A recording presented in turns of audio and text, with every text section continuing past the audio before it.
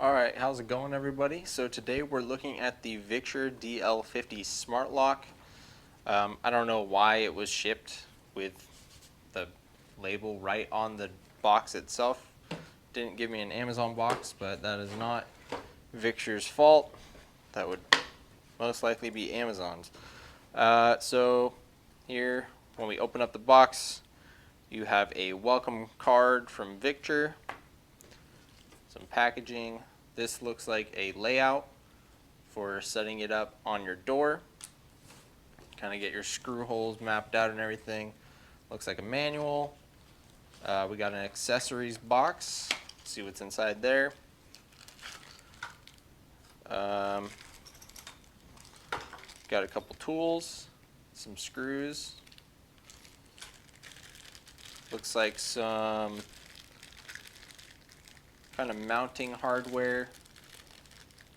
I think this is some 3M tape on here and possibly some just little mounting points for things, probably for the keypad. So let's take the keypad out first. No, maybe not for the keypad. Keypad's already got 3M film on it. Looks pretty nice. Feels pretty nice. Kind of feels like a metal housing. It's cold to the touch. Very nice glossy finish. Got slight branding there with the Victure on there so people know what you're using. And here is the lock itself. Kind of seems like it's plastic. So it's a plastic housing. It's got a metal mounting bracket maybe. We'll have to look into that more when we're installing it. But first look, seems pretty nice. It's just plastic though. Nothing too crazy. And there's the battery compartment. 4 AA's possibly in the bottom of that. This would be on the inside though, so it shouldn't be that big of a deal that it's made out of plastic.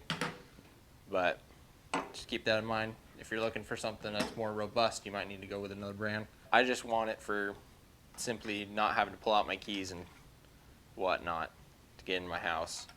And last thing in there is just some more 3M mounting tape.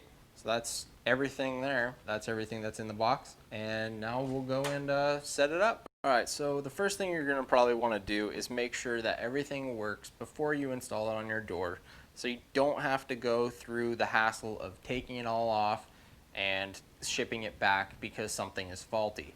So it's pretty simple. You're just going to need the Allen wrench that comes in the case and just all the devices. So for the keypad, you're just going to take the Allen key, you're going to put it in one of these holes, and you're going to lightly pry it open. And inside, that's where you have the battery compartment. You just put 2 AA batteries in there, and then if you flip it over, you can touch the screen and it should light up, and when you touch it, it makes sounds of buttons. So I'm just going to put that back together, put that off to the side. So with the lock, the battery compartment has a lock to it. It's a very simple lock. The line means that it's locked and the housing won't come apart. Circle means that it's unlocked and you can pull it apart. All it is the switch goes over the top of that to lock it. So inside you have the battery compartment. It takes 4 AA batteries. When you put them all inside, you should be able to turn the lock, and I'll make sure that you can hear it. It should make a beeping sound indicating that it is indeed working. Pretty much that is all you need to do in order to make sure that the lock works. I did go through the process of setting it up before installing it. It's a little bit more of a hassle to do it that way because you have to hold the lock up and go through the app and set it up like as if you had already installed it. This is a pretty good way to make sure that it works beforehand, and you shouldn't have any issues after that. Alright, so I'm going to go ahead and install the lock. I'm probably not going to talk through the entire thing, and I'll probably fast forward a little bit. But just to start off, there are different attachments for the type of lock that you have. So what it's going to essentially do is One of these are going to go over the top of your existing lock, and this is just going to sit over the top of it, and it'll actually just turn the existing lock. So you don't have to take anything apart, anything like that. You just install this over the top, and that's all you have to do. But you have to make sure that you use the correct extension. So it comes with this one pre-installed. It's a bit more shallow. With the lock sitting on it, I found that it wasn't sitting quite deep enough to grab the lock itself, so I had to install this longer one. So that's the one I'm going to use for this application. It'll come pre-installed like that, and to get it out, you can just pull it out and put it in the new one, whichever one you want. Also, the front cap comes right off for easy access on the inside.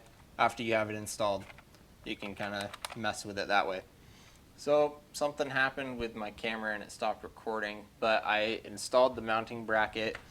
You're going to use the template and the mounting bracket to line it up so that the turn knob is actually right in the middle of the template, and you're just going to press that on there. And once that's on there, you're going to use some screws. You're going to attach your lock, taking off the battery compartment, and you're going to put the screws in the side.